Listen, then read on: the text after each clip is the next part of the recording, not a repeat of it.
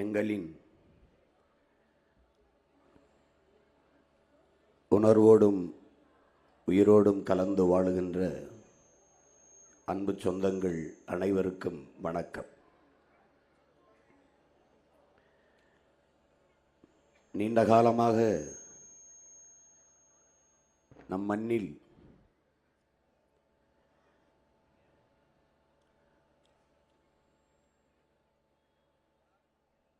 ஆள் மாறுகிறது, ஆட்சி மாறுகிறது, ஆட்சியின் முறை மாறவில்லை. ஒரு கட்சி அதை வீழ்த்தி இன்னொரு கட்சியை 5 ஆண்டுகளுக்கு அமரச் செய்வது, பிறகு அந்த கட்சியை தோற்கடித்து மற்ற கட்சியை 5 ஆண்டுகள் ஆளச் செய்வது, இது தொடர்ந்து 60 ஆண்டுகளாக நடந்து வருகிறது. ஆனால் ஆட்சியின் முறை மாறுகிறதா? அதே நிர்வாகம்தான், ஒரே கட்சி ஆட்சி முறை போலதான். இவர்கள் வந்தாலும் டாஸ்மார்க் இருக்கும், அவர்கள் வந்தாலும் சாராயம் இருக்கும், இவர்கள் வந்தாலும் ஊழல் லஞ்சம் இருக்கும், இவர்கள் வந்தாலும் ஊழல் லஞ்சம் இருக்கும், இவர்கள் வந்தாலும் இலவச அறிவிப்புகள் தான், இவர்கள் வந்தாலும் இலவசம்தான், இவர்கள் வந்தாலும் வாக்குக்கு காசு தருவார்கள், அவர்கள் வந்தாலும் வாக்குக்கு காசு தருவார்கள். இதில் என்ன மாறுதல் இருக்கிறது? எது வளர்ச்சி என்று கட்டமைக்கிறார்கள், எது வளர்ச்சி என்று காட்டுகிறார்கள்? 1000 ரூபாய் இந்த 5 ஆண்டுகள் கொடுத்தார்கள் பெண்களுக்கு, அடுத்து வந்தால் 2000 கொடுக்கிறோம் என்கிறார்கள். இதுதான் வளர்ச்சி, இதுதான் வளர்ச்சி. ஒரு நல்ல ஆட்சி என்பது தன் நாட்டு குடிகள் ஒரு தற்சார்பு வாழ்க்கையை வாழ்கிற ஒரு வாழ்க்கை முறையை ஏற்படுத்தி கொடுக்கணும். 1000 ரூபாய்னா ஒரு நாளைக்கு 30 ரூபா, 2000னா 60 ரூபா. 60 ரூபாய் கூட ஈட்டிக்கொள்ள முடியாத, சம்பாதித்து கொள்ள முடியாத ஏழ்மை வறுமையின் நிலையில் நாட்டு பெண்களை வைப்பது எவ்வளவு இழிவு! அடிப்படை தேவைதான் ஒரு மாவரைக்கிற இயந்திரம், மசாலா அரைக்கிற இயந்திரம், பிள்ளைகளுக்கு மடிக்கணினி, ஒரு குளிர்சாதன பெட்டி, இதெல்லாம் அடிப்படை தேவைதான். இதை வாங்கிக் கொள்ளக்கூட முடியாத ஒரு வறுமை நிலை, ஒரு வருவாய் இல்லாத நிலையில் தன் நாட்டு மக்களை எல்லாம் வைத்திருப்பது எப்படிப்பட்ட ஆட்சி முறை? எப்படி? இது விடுதலை பெற்ற காலத்தில் தொடங்கியது இல்லையே. விடுதலை பெற்று 80 ஆண்டுகள் ஆகிருச்சு. மாறி மாறி இவர்கள் ஆட்சி செய்து ஒவ்வொரு ஆண்டும் வரும்போதும் இலவச அறிவிப்புகளையே செய்து கொண்டிருக்கிறார்கள் என்றால், அப்போ எந்த மாறுதலும் இல்லை, மக்களின் வாழ்க்கை தரத்தில் எந்த உயர்வும் இல்லை, எந்த மாற்றமும் இல்லை, எந்த முன்னேற்றமும் இல்லை என்பதை நாம் பார்க்கணும். அப்போ இதை மாற்றணும். அப்போ தற்சார்பு ஒரு வாழ்க்கை முறையை, அடிப்படை தேவைகளை நம் நாட்டு மக்களை நிறைவேற்றி கொண்டு தன்மானத்தோடு தலை நிமிர்ந்து வாழ்கிற வாழ்க்கையை கொடுக்கிற ஒரு ஆட்சி முறையை உருவாக்கணும். ஊழல் லஞ்சமற்ற உண்மையும் நேர்மையுமான நிர்வாகம், பசி பஞ்சமில்லாத ஒரு தேசம், அதை படைக்கணும். இப்போ சாதிய இழிவு, தீண்டாமை கொடுமைகள், பெண்ணிய அடிமைத்தனம், வன்புணர்வு, படுகொலைகள், பெண்களுக்கு பாதுகாப்பற்ற சூழல் இருக்கிறது. அது இல்லாத ஒரு தேசம். மது மத போதை இல்லாத தேசம், வளக்கொள்ளைகள் இல்லாத ஒரு நாடு. ஏனென்றால் எதை இழந்தாலும் மீட்டுக்கொள்ளலாம். ஊழல் லஞ்சமெல்லாம் ஒரு நிர்வாக சீர்கேடு, அது சரி செய்து விடலாம். பசி பஞ்சத்தை போக்கி விடலாம். வேலையின்மை வேலை கொடுத்து விடலாம். காடுகள் அழிக்கப்பட்டது வளர்த்து விடலாம். நீர் உறிஞ்சி விற்கப்பட்டது சேமித்து விடலாம். ஆனால் வளக்கொள்ளையில் மிக கொடுமையான கொள்ளை மலையை மணலாக்கி விற்பதும், ஆத்து மணலை அள்ளி விற்பதும். இது யாராலும் உருவாக்க முடியாது. அது இயற்கையின் அரும்பெரும் கொடை. இவர்களால், இத்தனை ஆண்டுகள் ஆட்சி செய்கிறவர்களால் ஒரு அற்ப பிளாஸ்டிக் பாலித்தினை கூட ஒரு குலைமம் நெகிழிங்கிற இந்த பிளாஸ்டிக்கு பாலித்தீனை கூட தடை செய்ய முடியவில்லை. ஆனால் எல்லா இடத்திலும் சொல்வார்கள், பிளாஸ்டிக் இல்லாத நகரத்தை, பிளாஸ்டிக் இல்லாத நாட்டை உருவாக்குவோம் என்று. பூமியை அழிப்பதற்கு அணுகுண்டு தேவையில்லை, பிளாஸ்டிக்கே போதும் என்கிறார்கள். அணுகுண்டு போட்டால் அந்த நொடியில் அழியும், பிளாஸ்டிக்கை போட்டால் சிறுக சிறுக அழியும். அது மண்ணோடு மண்ணாக மக்கி போவதற்கு என் அன்பு தம்பி தங்கைகளே, அருமை சொந்தங்களே, 5 லட்சம் ஆண்டு ஆகும், 5 லட்சம் ஆண்டுகள் ஆகும்னு ஒருத்தர், 50,000 ஆண்டுகள்னு ஒருத்தர். யாருக்கும் தெரியாது எப்போ மக்கி எப்போ மண்ணோடு மண்ணாக போகும் என்று. நாடே பிளாஸ்டிக் குப்பையாக கிடக்கிறதை நீங்கள் பார்ப்பீர்கள். மலையளவு உயர்ந்து பிளாஸ்டிக் குப்பைகள் இருப்பதை நீங்கள் பார்க்கிறீர்கள்.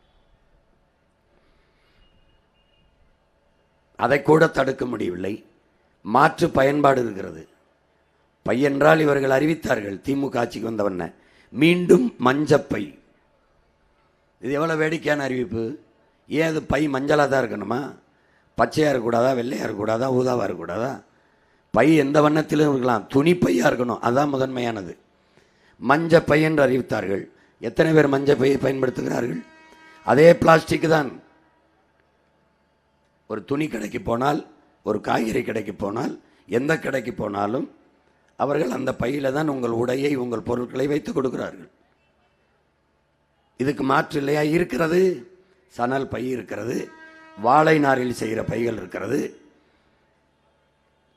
இப்போதெல்லாம் ஜப்பானிலே இதே பிளாஸ்டிக் போலவே மரவள்ளி கிழங்கில் செய்கிறான், பிளாஸ்டிக் பை போல.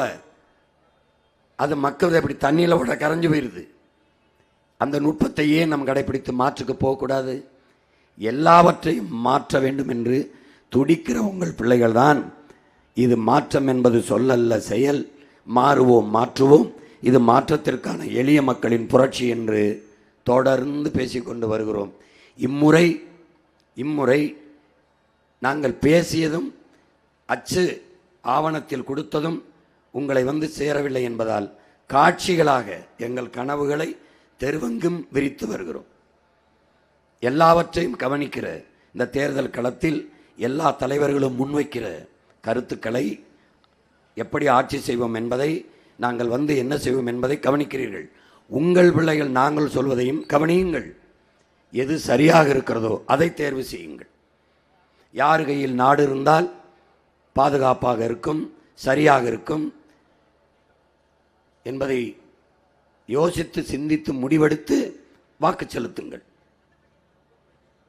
எல்லாவற்றிலும் நல்லதை தேர்வு செய்கிற என் சொந்தங்கள், எல்லாவற்றிலும் சரியாக இருக்க வேண்டும் என்று சரியானதை முடிவெடுக்கிற என் சொந்தங்கள், அடுத்த 5 ஆண்டு கால ஆட்சியை தீர்மானிக்கிற தலைவரை தேர்வு செய்யும் போது ஏன் தடுமாறுகிறீர்கள்? திமுகவை விட்டால் அதிமுக, அதிமுகவை விட்டால் திமுக. தீமைக்கு மாற்ற எப்படி தீமையாக இருக்க முடியும்? எப்படி இருக்க முடியும்? ஒரு நெருப்பை வைத்து நெருப்பை எப்படி அணைப்பீர்கள்? தண்ணீரை வைத்தான் அணைக்க முடியும். அந்த தண்ணீர் யார்? 60 ஆண்டுகளாக அரையங்குள வளர்ச்சியை சொல்லுங்கள். வளர்ச்சி ஒன்றில் தான் இருக்கிறது, கடன் வளர்ச்சி. 10.5 லட்சம் கோடி இந்த ஆட்சியில் மட்டும் 4.5 லட்சம் கோடிகள் கடன் பெற்றிருக்கிறார்கள். நிறைவேற்றப்பட்ட ஒரு நலத்திட்டம் சொல்லுங்கள். இலவசத்தை தவிர வேற என்ன இருக்கிறது? இலவசம் எப்படி வளர்ச்சி திட்டமாகும்? அது கவர்ச்சி திட்டம், வீழ்ச்சி திட்டம், பெருத்த ஒரு ஏமாற்று. இது எவ்வளவு பெரிய கொடுமை! நபிகள் நாயகம் ஸல்லல்லாஹு அலைஹி வஸல்லம் அவர்களிடத்திலே இந்த தீமையை எப்படி ஒழிப்பீர்கள் சல்லவர்களே என்று கேட்டதற்கு, நான் நன்மையை வைத்துத்தான் ஒழிப்பேன் என்றார். அந்த நன்மை எங்கே? யார் அந்த நன்மை? திமுக ஒரு பிசாசு என்றால் அதிமுக ஒரு பேய். இந்த பேயை 5 ஆண்டு ஆட்சி செய்ய வைக்கிறீர்கள். பேயை விழித்து பிசாசை வைக்கிறீர்கள். பிசாசை தோக்கடித்து பேயை வைக்கிறீர்கள். தீமைக்கு மாற்று தீமை என்றே அலைகிறீர்கள். அப்போ பிசாசை வீழ்த்து ஒரு தேவதையை உட்கார வைக்க வேண்டும், பேயை வீழ்த்தி ஒரு தேவதையை உட்கார வைக்க வேண்டும். அது யார்? ரெண்டும் ஒரே கட்சி தான். அதிமுகவில் இருக்கிற 11 திமுகவில் இருக்கிற 11 அமைச்சர்கள், இன்று இருந்த அமைச்சர்கள் அதிமுக கட்சிக்காரர்கள். இன்று திமுக அதிமுகவிலிருந்து வந்து சேர்ந்தவர்களுக்கு பல பேருக்கு திமுக சட்டமன்றத்தில் நிற்க தேர்தலில் போட்டியிட வாய்ப்பு கொடுத்திருக்கிறது. ரெண்டும் ஒரே கட்சி, ஒரே கட்சி, ஒரே கொள்கை. அவர்களுடைய கல்விக் கொள்கை என்ன, பொருளாதார கொள்கை என்ன, வேளாண் கொள்கை என்ன, மருத்துவ கொள்கை என்ன, போக்குவரத்து கொள்கை என்ன, ஏதாவது ஒரு மாற்று சொல்லுங்கள். ஒரே கொள்கை தான். ஊழல் லஞ்சத்தில் கொள்கை என்பது கை கொள்ளும் அளவிற்கு கொள்வது, அதுதான் கொள்கை. வேற என்ன? ஊழல் லஞ்சத்தின் மூலம் பணத்தை சுரண்டி சுரண்டி கொழுப்பது, பதுக்குவது, ஒதுக்குவது, அதை பாதுகாக்க அந்த பணத்தையே மக்களுக்கு வாக்குக்கு கொடுத்து வாக்கை பறித்து திருப்பி அதிகாரத்துக்கு வருவது. திருப்பி தேர்தல் வரும்போது முதல்ல 500 ரூபாய் கொடுத்தோம், மக்கள் கோபமாக இருக்கிறார்கள், இப்போ 1000, மக்கள் ரொம்ப கோபமாக இருப்பார், மறுபடியும் 2000. வேற என்ன? வேற என்ன மாறுதல் நடந்திருக்கிறது என் அன்பு சொந்தங்களே? இதை எப்போது மாற்றுவீர்கள்? எப்போது மாற்றுவீர்கள்? உலகங்களும் மாறுதல்கள் எப்படி வந்திருக்கிறது என்பது வரலாற்றை நீங்கள் வாசிப்பதில்லையா? இதுவரை இல்லை, இப்போது தேடுங்கள். உள்ளங்கையில், உங்கள் உள்ளங்கையில் தான் உலகம் இருக்கிறதே, உள்ளங்கையில் தான் ஒரு ஊடகம் இருக்கிறதே, கையிலேயே டிவி இருக்கிறது. தட்டுங்கள், உங்கள் மகன் சொல்வதை தேடுங்கள். சீமான் சொல்லுகிறானே, அவன் தம்பி தங்கையில் சொல்லுகிறார்களே, இது நடக்கிறதா பாருங்கள். அது ஏன் இங்கே நடக்கவில்லை என்று எண்ணுங்கள், கேள்வி எழுங்கள். ஏன் இப்படி இந்த நாடு போல நம் நாடு இல்லை என்று எண்ணி பாருங்கள்.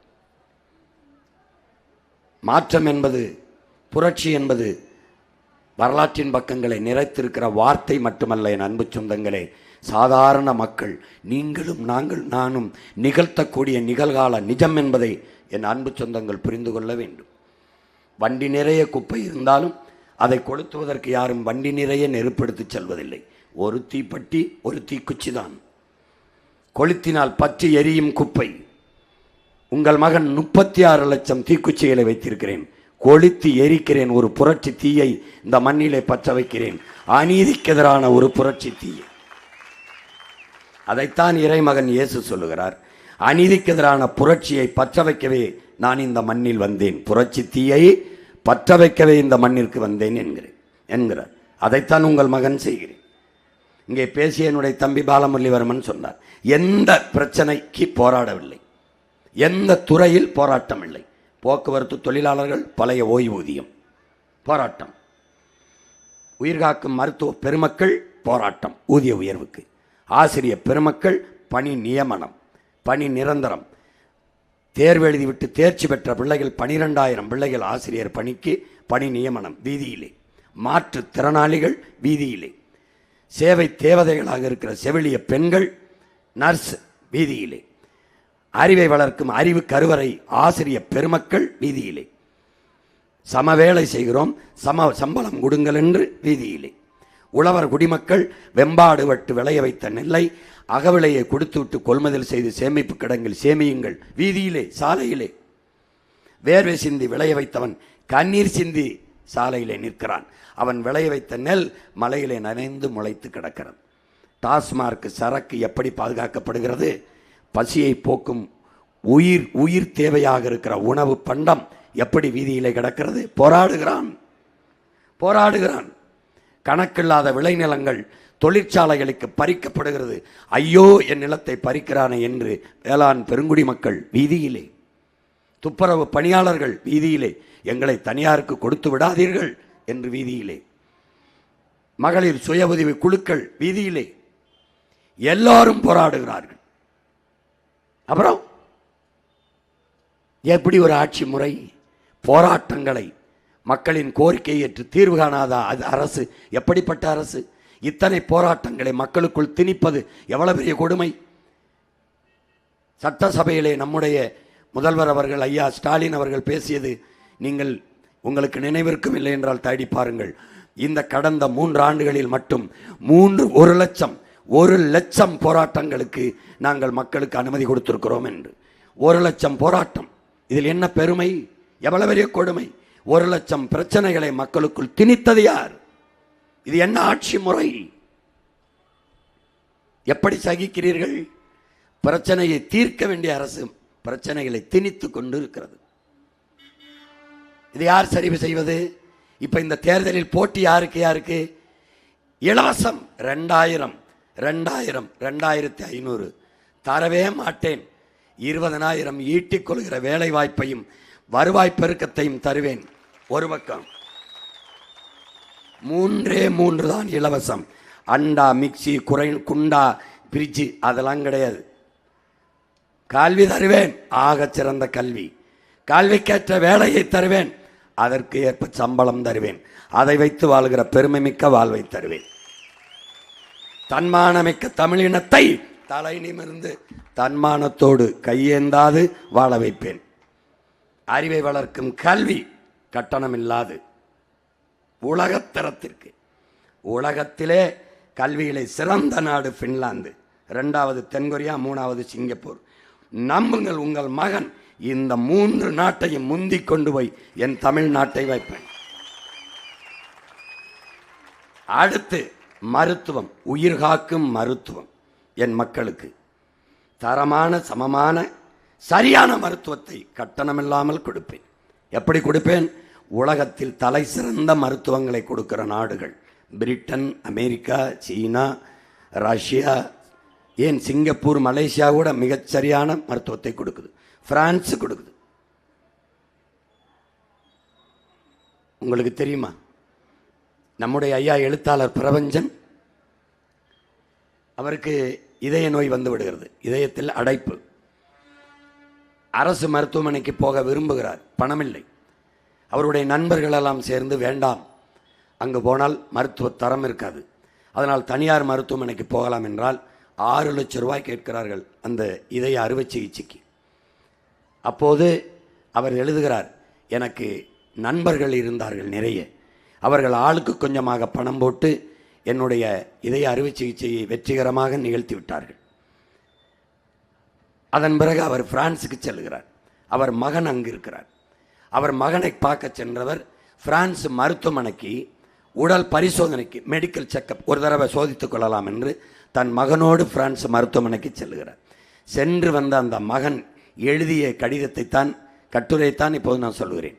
இந்த பிரான்ஸ் நாட்டில் இருக்கிற மருத்துவ தரம் என் நாட்டு மக்களுக்கு என்று கிடைக்கும் என்று ஏங்கினேன் என்கிறார். என்கிட்ட பணம் இருந்துச்சே, எனக்கு நண்பர்கள் இருந்தாங்க, நான் தனியார் மருத்துவமனை போய் உயிரை காப்பாற்றிக்கிட்டேன். ஆனால் ஏழை எளிய மக்கள் என்ன செய்வார்கள் என்று. இந்த நிலையை உங்கள் மகன் மாற்றுவேன். உலக தரத்திற்கு சரியான, சமமான, தரமான மருத்துவத்தை என் நாட்டு மக்களுக்கு கொடுப்பேன். முதலமைச்சருக்கு, முதல் குடிமகனுக்கு, பிரதமருக்கு என்ன மருத்துவம் கிடைக்குதோ அது திருவள்ளூரில், அது அம்பத்தூரில், அது ஆவடியில், அது அனங்காபுத்தூரில், கடைகோடியில் இருக்கிற சாதாரண மகளுக்கும், மகனுக்கும், பாட்டிக்கும், தாத்தனுக்கும், அப்பனுக்கும் கிடைக்கிற வைக்கல.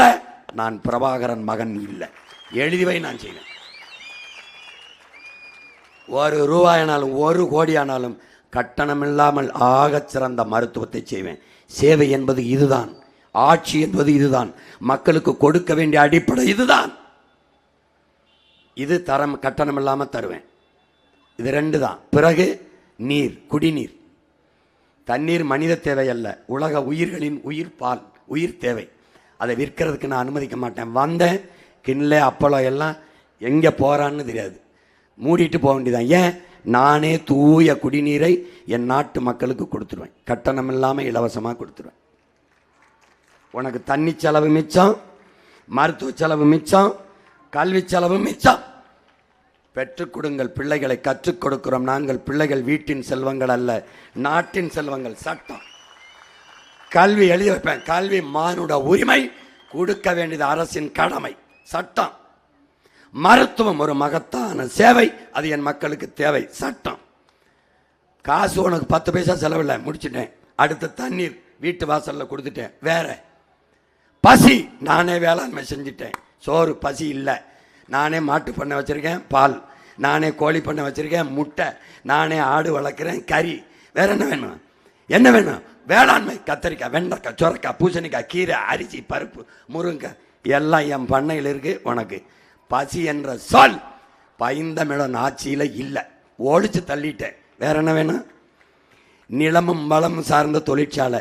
நீ இருக்கிற இடத்திலே உனக்கு வேலையை கொடுப்பேன். எப்படி கொடுக்குறேங்கிறத போட்டு காட்டிக்கிட்டே வர்றேன், நீ பாரு. இது 3 தான் இலவசம் தருவேன். நாட்டையே மாற்றி படைக்கிறேன். இதுவரை நீ பார்த்த நாடு இல்லை, உலகத்தின் தலை சிறந்த நாடு. என் கனவல்ல, என் முன்னவர்கள் கனவு. அறம் சார்ந்த ஆட்சி முறை. ஒரு பிழை இருக்காது, ஒரு பிழை இருக்காது. இந்த கனவை எனக்குள் தந்தவன் தான் செத்தாலும் சரி என் இனம் வாழ வேண்டும், நான் வீழ்ந்தாலும் சரி என் இனம் எழ வேண்டும். 200 ஆண்டுகளுக்கு பிறகு என் இனம் உரிமை பெற்று பெருமையோடு இப்படி வாழ வேண்டும் என்று கனவு கண்ட எங்கள் உயிர் தலைவன் மேதகுவே பிரபாகரன் அவர்கள். அவன் செய்யல, அவன் மகன் அந்த நிலத்தில் இல்லை, இந்த நிலத்தில் அவன் கனவு ஆட்சியை நிறைவேற்றுவேன். ஒரு தவறு நடக்க முடியாது. பொம்பளை பிள்ளைய தொட்டான், தாலி அறுத்தான், என்ன நடக்கும்னே தெரியாது உனக்கு. ஏன்? வீட்டை மட்டும் விட்டுருவேன். உன் வீட்டை மட்டும், வீட்டை விட்டு வெளியில் வந்தீங்கன்னா உன்னை பார்த்துக்கிட்டே இருக்கும் 2 கண்ணு. யாரு கண்ணு? என் கண்ணு தான். I am the real big boss. Real big boss இல்லை, ரியல் பிக் பாஸ். பார்த்துக்கிட்டே இருப்பேன். நாட்டையே சிசிடிவி கேமரா கண்காணிப்பு கருவியால் நிறைச்சி விட்டுருவேன். காட்டுக்குள்ளே போனவன பிள்ளையை தூக்கிட்டான், சாலையில் போகும்போது பிள்ளை இழுத்துட்டான், அடுத்த நொடி நீ இருக்க மாட்டா, தூக்கிடுவான். ஏன்? எல்லா இடத்துலையும் சீருடை இல்லாத காவலர்களை, 50,000க்கு மேற்பட்ட காவலர்களை விடுவேன். இந்த கூட்டத்தில் 5 போலீஸ் இருப்பான், உனக்கு தெரியாது போலீஸ்னே. நீ போலீஸ்னா அப்படி அப்படி அப்படி இருக்கணும். குள்ளமாக இருப்பான், ஒல்லியாக இருப்பான், குண்டா இருப்பான், யாருன்னே தெரியாது. நீ எதையோ பேசிருப்ப, மெதுவாக கையை பிடிச்சி தம்பி இங்கே வாங்கம்மா, எப்படி இங்கே வாங்க, இங்கே வாங்கம்மா, நீங்கள் அம்மா, கையில் எல்லாம் தொடர்பு வச்சுருவான். இவனை கூப்பிடும்போதே அழுத்திடுவான். கொய கொய கொய கொயன்னு 100 பேர் வந்துடுவான். வாங்க தம்பி இங்கே வாங்க, உட்காருங்க வண்டியிலேம்பா, சார் உட்கார அடேம்மா, அப்புறம் தான் சொல்லுவான். உள்ளே போனவொன்னு காட்டுவான், போலீஸ்மா, தூக்கி போட்டு மீச்செஞ்சிருவான். நீ எந்த சேலை, வணிக வளாகம், திரை அரங்கு, பொதுமக்கள் நடமாடுகிற இடம், எல்லா இடத்துலையும் சீருடை இல்லாத என்னுடைய காவலர் இருப்பான். இப்போ நான் சொல்லிட்டேன், நீ கண்டுபிடிச்சிரு பார்ப்போம். எவன் போலீஸ்னே தெரியாது, திணறிடுவா. நீ பயப்படணும் குற்றம் செய்யறதுக்கு. ஒழிச்சிருவேன். இந்த நாட்டில் ஒழுக்கமும் நேர்மையும் உண்மையும் அறமும் சார்ந்த நிலமாக என் தமிழர் நாடு மாறிடும். உலகம் எங்களை உதாரணம் காட்டுகிற, முன்மாதிரியாக காட்டுற நாடாக மாற்றிடுவேன். எப்படி ஆட்சி முறை, நாம் ஆட்சி எப்படி செய்வேன்னு சொன்னதை, தன்னலமற்ற அன்பான சர்வாதிகார ஆட்சி முறையை நான் செய்வேன்ட்டேன். எல்லா அறிஞர் பெருமக்களும் அரசியல் விமர்சகர்களும் பாருங்க, சர்வாதிகாரம் டாரு சீமான், ஐயோ அது சர்வாதிகாரத்தில் என்னங்க அன்பான சர்வாதிகாரம் இருக்குன்னு இருக்கு. உங்களுக்கு தெரியலைன்னா தெரிஞ்சுக்கிறங்க பெருமக்களே. என்னுடைய ஆட்சி முறை இப்படி தான் இருக்கு, நீ இப்படி தான் இருக்கும். ஏற்கிறதும் எதிர்ப்பதும், என்னை என்னை என்னை கொல்வதும் தள்ளுவதும் உங்கள் கையில் தான் இருக்குது. எப்படி ஆட்சி இருக்கும்? இப்படி தான் இருக்கும், இப்படி தான் செய்வேன். வேணா எனக்கு ஓட்டை போடு, வேணாம்னா அவங்களுக்கே போடு, எனக்கு அதை பற்றி பிரச்சனை கிடையாது. ஆனால் என் ஆட்சி இப்படி தான் இருக்கும். நான் தன்னலமற்ற அன்பான சர்வாதிகாரம் என்பது தாயின் பேரன்பு. அதில் என் நலம் எதுவும் இல்லை, என் நாட்டு நலன், என் மக்களின் நலன்தான். நான் உங்கள் கருத்துக்கானவன் அல்ல, உங்கள் கருத்துக்கானவன் அல்ல. திரும்ப திரும்ப சொல்கிறேன், உங்களின் நலனுக்கானவன். நான் உங்கள் ஓட்டுக்காக வந்தவன் அல்ல, நாட்டுக்காக வந்தவன். உங்களின் வாக்கை பற்றி கவலைப்பட்டவன் அல்ல, போட்டா போடு போடல. என் கவலை உங்களின் வாழ்க்கையை பற்றி. எல்லாரும் ஆட்சியில நான் வாழ்ந்துட்டீல, ஐயா கருணாநிதி ஆட்சியில், ஜெயலலிதா ஆட்சியில், ஐயா ஸ்டாலின், ஐயா எடப்பாடி. ஒரு 5 ஆண்டு தான் உன் மையன் ஆட்சியில் வாழ்ந்தான் பாரு, உன் அண்ணன் ஆட்சியில், உன் தம்பி ஆட்சியில் வாழ்ந்து பாரு. நம்மளுடைய ஆட்சி முறை தன்னலமற்ற அன்பான சர்வாதிகார ஆட்சி முறை. தன்னலமற்ற அன்பான சர்வாதிகாரம்னா என்னன்னு நீங்கள் பார்க்கணும். இங்கே பாருங்கள், திரையை பார்த்தே வாங்க. சர்வாதிகாரம் என்பது வேறு, கொடுங்கோன்மை என்பது வேறு. சர்வாதிகாரத்திற்கும் கொடுங்கோன்மைக்கும் வேறுபாடு இருக்குது. இப்போ நீங்கள் சர்வாதிகாரம் என்னொன்னே அது உடனே ஹிட்லர் மாதிரியோ, ஹிட்லர் செஞ்சது சர்வாதிகாரம் இல்லை, கொடுங்கோன்மை. புரியுதா? ரெண்டுக்கு வேறுபடுத்திக்கணும், வேறுபடுத்தி தெரிஞ்சுக்கணும். சர்வாதிகாரம் என்பது வேறு, கொடுங்கோன்மை என்பது வேறு. தீவிரவாதம் என்பது வேறு, பயங்கரவாதம் என்பது வேறு. ரெண்டையும் போட்டு குழப்பிடக்கூடாது. தீவிரவாதம் வேற, பயங்கரவாதம் வேற. சர்வாதிகாரம் வேற, கொடுங்கோன்மை வேற. பாருங்க, எது சர்வாதிகாரம், எது பயங்கரவாதம், எது தீவிரவாதம், எது கொடுங்கோன்மை என்பதை விளக்குறேன் பாருங்க. இப்போ இந்த பாருங்க, இது தீவிரவாதம்னா மக்கள் தங்கள் கோரிக்கை வச்சு போராடி கொண்டே இருக்கிறார்கள். தீவிரமாக அந்த கோரிக்கையை நிறைவேற்றும் வரை போராடுறாங்க. 15 நாள் 20 நாள். இப்போ ஜல்லிக்கட்டுக்காக 1 மாத காலம் போராடிட்டே இருந்தோம். அந்த போராட்டம் தீவிரமடைகிறதும்பா. தீவிரமாக மக்கள் போராடுகிறார்கள். அதுக்கு பேர் என்ன? தீவிரவாதம். புரியுதுன்னு நினைக்கிறேன். பயங்கரவாதம்னா என்ன? போராடுகிற மக்களின் கோரிக்கையை ஏற்று அதை நிறைவேற்றாமல் தடியடி நடத்துவது, துப்பாக்கி குடித்து சுட்டுக் கொள்வது, இது பயங்கரவாத தீவிரவாதம் அல்ல, பயங்கரவாதம். புரியுதுன்னு நினைக்கிறேன். ஒரு கருத்தை இங்க பாருங்க, தீவிரமாக போராடுறது, தீவிர ஈடுபாடு, முனைப்பான ஈடுபாடு, முழு ஈடுபாடு, அதெல்லாம் தீவிரவாதம். இப்போ சட்டமன்றம் தீவிரமாக வாதிடுறது. ஒரு எதிர்கட்சி, உங்க ஆட்சியில் அதை செய்தீர்களா? இல்லை, நீங்கள் செய்தீர்களா? நீங்கள் திருடவில்லையா? நீங்கள் ஊழல் செய்யவில்லையா? இந்த சண்டை போட்டுக்கிறாங்கல்ல, இது தீவிரவாதம். புரிஞ்சிருச்சுன்னு நினைக்கிறேன். இப்போ சட்டமன்றம், அடுத்து நீதிமன்றம். இப்போ நாடாளுமன்றத்தில் வாதம். அப்போ நாடாளுமன்றத்தில் தீவிரமாக ஒருத்தர் இந்த கட்சி உறுப்பினர் அந்த கட்சி உறுப்பினர் வாதிட்டு இருக்கிறது தீவிரவாதம். தீவிரமாக வாதிடுவது தர்க்கம். அடுத்து பட்டிமன்றம். இந்த கட்சி அப்போ பெண்களுக்கு மகிழ்ச்சி தருவது பிறந்த வீட்டிலா புகுந்த வீட்டிலா வாதிடுவான், அது பட்டிமன்றம். இந்த வாதம் இவர் ஒரு தீவிரமாக வாதத்தை எடுத்துப்பார், இவர் ஒரு தீவிரமாக வாதம். அடுத்தது நீதிமன்றம். வழக்கறிஞர் என்ன பண்ணார்? இந்த அரசு வழக்கறிஞர் ஒரு வாதத்தை வைப்பார், தனியார் ஒரு வழக்கறிஞர் ஒரு வாதத்தை வைப்பார். 2 பேரும் நீதிக்கு முன்னாடி வாதத்தை வச்சுக்கொள்வது தீவிரமாக வாதிடுவார்கள், தீவிரவாதம்.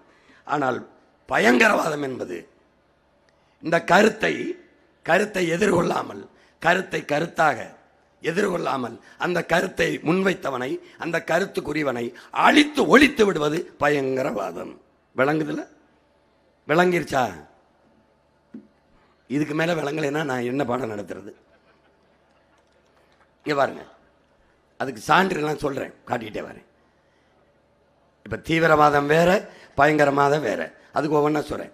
அப்போ சர்வாதிகாரம் வேற, கொடுங்கோன்மை வேற. இப்போ சர்வாதிகாரம் என்னன்னா, ஒரு மக்கள் அனுமதி கொடுக்குறோம், அவங்க நேர்மையாக அதை கேட்டு அதை தீர்த்து செய்வது சர்வாதிகாரம். முழு அதிகாரம் பெற்றது சர்வாதிகாரம், முழு அதிகாரம். முழு அதிகாரத்தின் பயன் என்ன? அதனுடைய பயன் என்ன? அதனுடைய வேலை என்ன? மக்களின் பிரச்சனைகளை, கோரிக்கைகளை ஏற்று தீர்வு காண்பது சர்வ அதிகாரத்தின் பயன், சர்வ அதிகாரத்தின் பொறுப்பு. அது இல்லை. அப்போ கொடுங்கோன்மை என்றால் என்ன என்றால், போராடுகிற மக்களை, இங்கே பாரு, கோரிக்கை வச்சு போராடுகிற மக்களை அடித்து இழுத்து, இந்த பாரு, இந்த ராத்திரியை தூக்கிட்டு மாற்றுத்திறனாளிகள், அவர்கள் இந்த பாரு, மாற்றுத்திறனாளிகள் கோரிக்கை வச்சு போராடும் போது அந்த போராட்டத்தின் கோரிக்கையை ஏற்று அதை நிறைவேற்றாமல் பல நாட்கள் போராட அனுமதிச்சு, நள்ளிரவில் ஒரு பாரவந்தை தூக்கிட்டு அதில் இரவாக ஏற்றி கொண்டு போய் காட்டுக்குள், அடர்ந்த காட்டுக்குள் அங்கும் இங்குமாக இறக்கிவிட்டு வந்ததற்குல்ல, அது சர்வாதிகாரம் அல்ல என் உடன் பிறந்தவனே, கொடுங்கோன்மை. அதுக்கு பேர் என்ன? கொடுங்கோன்மை.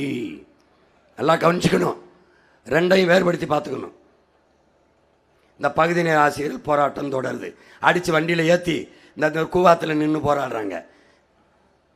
இந்த மாதிரி தூக்கி இழுத்து போடுறது, அடித்து இழுக்கிறது, காவல் நிலையத்தில் வச்சு விசாரணைங்கிற பேரில் அடித்து கொள்றது இருக்குல்ல, அது சர்வாதிகாரம் இல்லை, கொடுங்கோன்மை.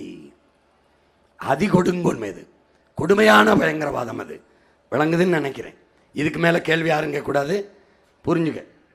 சும்மா உட்காந்துக்கிட்டு சர்வாதிகாரின்ட்டார், அப்படிதான் ஆட்சி செய்வேன், போட்டா போடு, போடலைன்னா போ.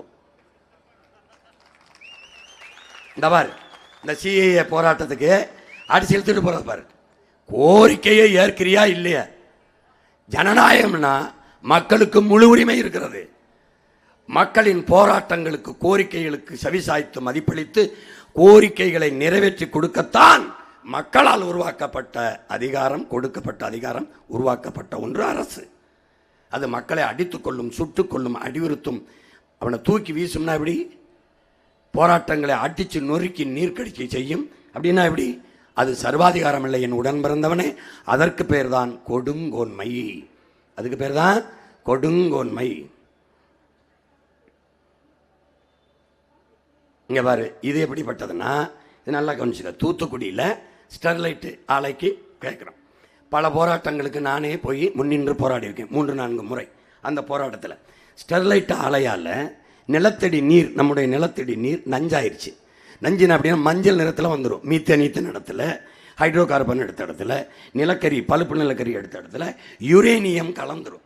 யுரேனியம் கலந்த அந்த நீரை குடித்தா அது என்ன செய்யும்? உடலில் பல்வேறு நோய் கொண்டு வந்து பிறக்கிற குழந்தைகள் அப்படி சொல்லுது, சராசரி குழந்தைகளாக இருக்காது. உடல் நலம் பாதிக்கப்பட்டு பிறக்கும், மாற்றுத்திறனாளிகளாக பிறக்கும், அப்படி தான் பிறக்கும். அதை வந்து இப்போது பீகார்லாம் என்ன சொல்கிறான்னா, தேர்தலுக்கு முன்னாடி பேசாமல் தேர்தல் முடிஞ்ச உடனே ஒரு அறிவிப்புறான், 10 மாவட்டங்களில் நீரில் யுரேனியம் கலந்துருச்சு இந்த நச்சு ஆலைகளால், அதை பயன்படுத்தாதீர்கள்ட்டு போயிட்டான். அப்போ தண்ணிக்கு என்ன குடிப்பான்? ஈரோடு பெருந்துறையில் என் உடன் பிறந்தவனே ஒரு சிப்காட் தொழிற்சாலை இருக்குது. அந்த தொழிற்சாலை இருக்கிற இடத்துல இருந்து அரசு ஒரு அறிவிப்பு விடுது, 26 கிலோமீட்டருக்கு தண்ணீர் கெட்டு போனது, யுரேனியம் கலந்துருச்சு, குடிக்காதீன்னு. உங்கள் மகன் தான் கேட்டேன், அப்போ 27வது கிலோமீட்டரில் தண்ணி எடுத்து குடிக்கலாமா? அதுக்கு உறுதி இருக்கான்னு கேட்டேன். எவன்கிட்ட பதில் இருக்கு? எப்படி அளந்த 26 கிலோமீட்டருக்கு யுரேனியம் இருக்குது, அதுக்கப்புறம் இல்லை. நீ யார் தான் எப்படா சொன்னேன்? எப்படி கண்டுபிடிச்ச? அப்போ தடுக்க என்ன வழி? இந்த நச்சு ஆலைகளை என் தாயின் மடியிலிருந்து தூக்கணும். விளங்குதா? அதுக்கு போராடிய போராட்டம். இவன் என்ன சொல்றான்? தாமிரத்தின் பயன்பாட்டை பற்றி கவலைப்படாமல் போராடுகிறார்கள். தண்ணீரின் பயன்பாட்டை பற்றி பேசாத இவன் தாமிரத்தின் பயன்பாட்டை பற்றி பேசுகிறான். ஏன் தமிழ்நாட்டுக்கு மண் தாமிரம்? ஏன் எங்கே வேணாலும் தயாரி? ஏன் இந்த முதலாளி எங்க? அனில் அகர்வால் எங்கே இருக்கான்? லண்டனில் இருக்கான், குடும்பத்தோட லண்டனில் போயிருக்கான். இதான் பாதுகாப்பானதானே? இங்கே தானே உன் தொழிற்சாலை இருக்குது. ஏன் வெண்ணெய் இங்கே வந்து நீ வீடு கட்டி குடிக்கிறேன்? அந்த ஆலைக்கு பக்கத்தில், ஆலைக்கு உள்ளே பெரிய சுவர் எடுத்து மாளிகை கட்டிக்கிறேன். இருக்க மாட்டார்கள் அதிகாரிகள். அது பாதுகாப்பானதான், ஒரு பிரச்சனையும் இல்லை. இங்கே இருங்க, வீடு இங்கே கட்டிடுங்க, நாங்கள் பக்கத்து வீட்டில் இருக்கோம். ஒரு அதிகாரி இருக்க சொல்லு மாட்டான். இங்கே என்ன கொடுமை நடந்துச்சு? ஆட்சியில் இருந்தவர் புரட்சி தமிழன்னு போட்டுக்கிறாரு. மக்களின் புரட்சி அது. கட்சி இல்லை, கொடி இல்லை, தன்னெழுச்சியான மக்களின் கிளர்ச்சி. தமிழ்நாட்டில் ஜல்லிக்கட்டு போராட்டம் போல் டங்ஸ்டன் தொழிற்சாலைக்கு போராடி, அந்த டங்ஸ்டன் இதுக்கு இப்போ சுரங்கத்துக்கு எதிராக போராடி நிறுத்தினமே, அதுபோல் இந்த தூத்துக்குடி இந்த ஸ்டெர்லைட் ஆலைக்கு எதிரான போராட்டம் மக்களின் போராட்டம். அந்த போராட்டத்தை அறிவு சமூகமே, என் அன்பு பெற்றோர்களே, உயிரினுமினிய உடன் பிறந்தார்களே, மக்கள் போராடி வருகிறார்கள். மாவட்ட ஆட்சியரிடம் மனு கொடுக்க, இதான் போராட்டம். மனு கொடுக்க வரும்போது நேர்மையான ஒரு அரசு, ஒரு ஆட்சி முறை எப்படின்னு இருக்கணும். ஒரு இடத்துல தடுப்பான், இவ்வளோ பேர் வேண்டாம், தடுத்து காவலர்கள் தடுத்து ஒரு 5 பேர் குறிப்பாக வாங்க, ஆட்சியர்கிட்ட நீங்கள் மாவட்ட ஆட்சியர்கிட்ட மனு கொடுத்துட்டு போங்க, உங்கள் கோரிக்கையை சொல்லிட்டு போங்க. முடிஞ்சிட்டது, பிரச்சனை முற்று பெற்றுச்சு. ஆனால் வருகிறவர்கள் பொதுமக்கள், மக்கள் கலவரம்தான் செய்வார்கள் என்று நீங்கள் எப்படி கணித்தீர்கள்? யார் இடத்துல பதில் இருக்கு? அப்படியே கலவரம் செய்தாலும் தண்ணீரை பீச்சி அடிக்கணும். முதல்ல கண்ணீர் புகை குண்டுகளை தடியடி நடத்தி கலைக்கணும், இல்லை கண்ணீர் புகை குண்டுகளை வீசி கலைக்கணும். இதுதான் நடைமுறை, இதுதான் கடைபிடித்திருக்க வேண்டும். ஆனால் கலவரம் செய்வார்கள் என்று தொலைதூரத்திலே குறிபார்த்து சுடுகிற ஸ்னைப்பர் என்கிற துப்பாக்கியை கொண்டு வந்து வாகனத்தை நிறுத்தி அதன் மேலே ஏறி இருக்க வச்சு வருந்த ஆட்சியர் அலுவலகத்துக்கு வருவதற்கு முன்பே சுட்டு கொள்வது எப்படி சர்வாதிகாரமாகும்? இது கொடுங்கோன்மையா சர்வாதிகாரமா? உங்களுக்கு விளங்குதில்லை, இதுக்கு மேலேயும் விளங்க வைக்க முடியாது. நீ உண்மையிலேயே நல்ல ஆட்சியாக இருந்தால் மக்களின் கோரிக்கையை கேட்டு சரி பண்ணியிருக்கணும். இல்லைன்னா இது முதலாளிகளுக்கான அதிகாரம் என்று நான் சொல்கிறது அதுதான். இந்த நாட்டில் இப்போ கூட நீ பணம், வாக்குக்கு காசு கொடுக்குறவனுக்கு வாக்கு செலுத்துகிற, இலவச அறிவிப்பு கொடுக்குறவனுக்கு கொடுக்குற பணம், நீ ஒரு ஓட்டுக்கு 1000 ரூபா வாங்குற, அவன் 3 லட்சம் ஓட்டுனா 20 கோடி 30 கோடியை முதலீடு செய்கிறான். முதலீடு செய்கிறவன் 30 கோடியை 300 கோடியாக பெருக்கிக் கொள்ளலாம் என்ற நோக்கத்தில், நம்பிக்கையில் முதலீடு செய்கிறான். அப்போ முதலாளி லாப தேவையை குறிவைப்பானா, மக்கள் சேவையை கவனிப்பானா என்பதை நீ யோசிச்சு பார்க்கணும். அப்போ அதில் என்ன நுட்பம்னா, முதலாளிகளுக்கான அதிகாரத்தை தான் நீங்கள் கட்டமைக்கிற. ஏன்னா பணம் இருப்பவன் தான் அரசியல் செய்ய முடியும். அப்போ பணம் இல்லாதவன் கனவுலையும் நினைக்க முடியாது. அப்போ கேடுகட்ட பணநாயகம் பிறந்துவிடும், மாண்புமிக்க ஜனநாயகம் இறந்துவிடும்.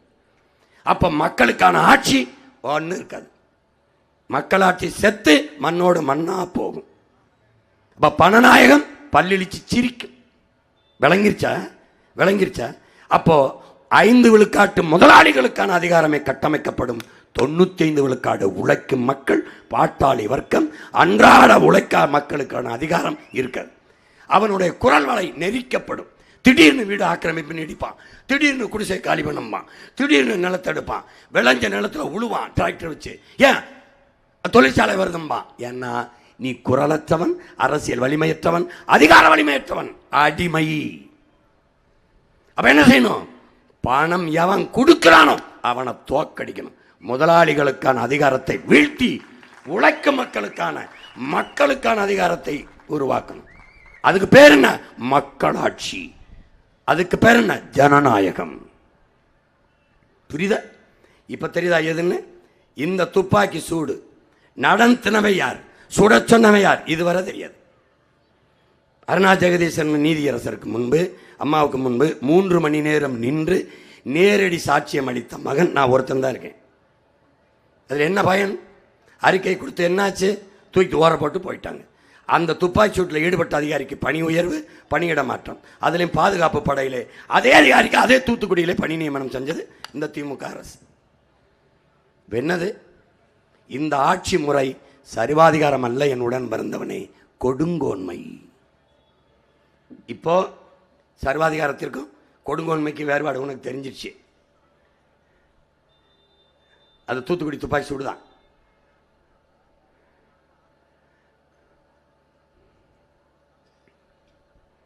சொந்த நாட்டு மக்களை சுட்டுக் கொள்ளுகிற ஒரு ஆட்சியை நீங்க பார்த்திருக்கியா? பாருதான். இப்போ இதே மாதிரி ஆந்திர காட்டுக்குள்ள செம்மரக்கட்டையை வெட்டவை போயிட்டோம்ட்டு சந்திரபாபு நாயுடு ஐயா முதலமைச்சராக இருக்கும்போது, போன தடவை இருக்கும்போது சுட்டு விட்டாப்ல.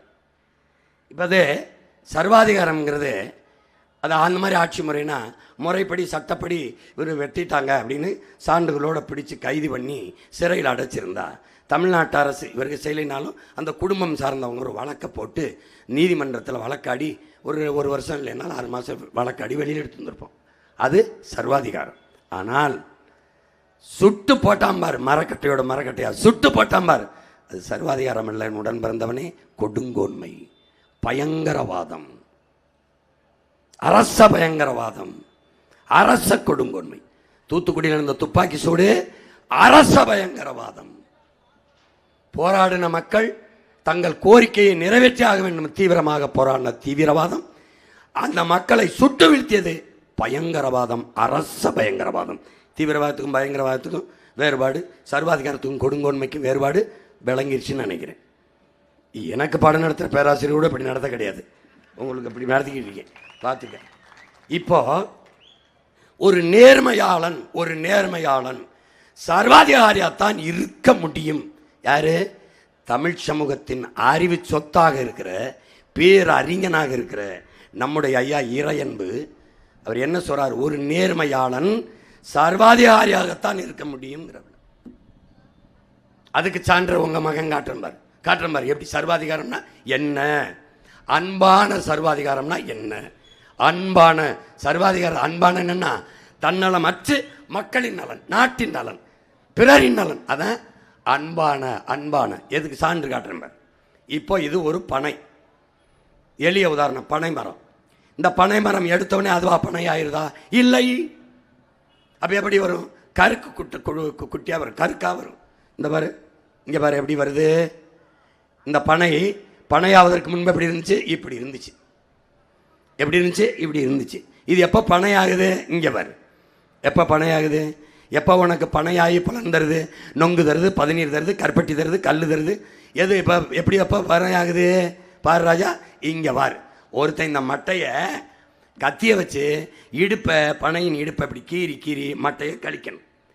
இப்போ என்னது? பனைக்கு இடுப்பில் இப்படி கீறாம்பார் உடம்புல, பனைக்கு வலியை பொருள்படுத்தாமல் விட்டுட்டா பனை அப்படியே பனைய கருக்கா இருந்து பனையாகாது, பலனும் வராது. அப்போ பனைக்கு ஏற்படுகிற அந்த தற்காலிக வலியை பொருள்படுத்தாமல் அதை உடம்பை கிழிச்சு மட்டையை கழிச்சு பனையாக்குறானே, அதுதான் தன்னலமற்ற அன்பான சர்வாதிகாரம். புரிஞ்சிருச்சா? புரிஞ்சிருச்சா? இங்க பாரு எப்படி வேலை செய்யறான் பாருடா. இவன் தாண்டா இந்த பனைய ஆக்குறான். பனைய ஆக்குறான். உனக்கு புரியுதுன்னு நினைக்கிறேன். இது என்னன்னு பார்த்தீங்கன்னா, இப்போ இந்த ஆசிரியர் பாடம் நடத்துகிறாங்க. ஆசிரியர் இப்போ பாடம் நடத்தும்போது, ஆசிரியர் பாடம் நடத்தும்போது பாடம் பிள்ளைக்கு மண்டையில் ஏறலை, கவனத்தில் போய் சேரலை, நினைவில் நிற்கலை. அப்போது இந்த பாடத்தை செல்லக்குட்டி தம்பி 3 முறை ஏட்டில் வீட்டு பாடமாக எழுதி வா என்று சொல்கிறாங்கன்னு வச்சுக்கிது.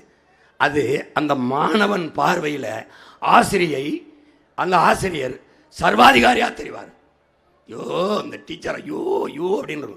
ஆனால் ஆசிரியருக்கு ஏதாவது நன்மை இருக்கா? இல்லை. மாணவனின் நலன். அந்த ஆசிரியர் மாணவன் பார்வையிலே ஆசிரியர் சர்வாதிகாரி. ஆனால் அதில் தன்னலமற்ற அன்பான சர்வாதிகாரம். பயன் என்ன?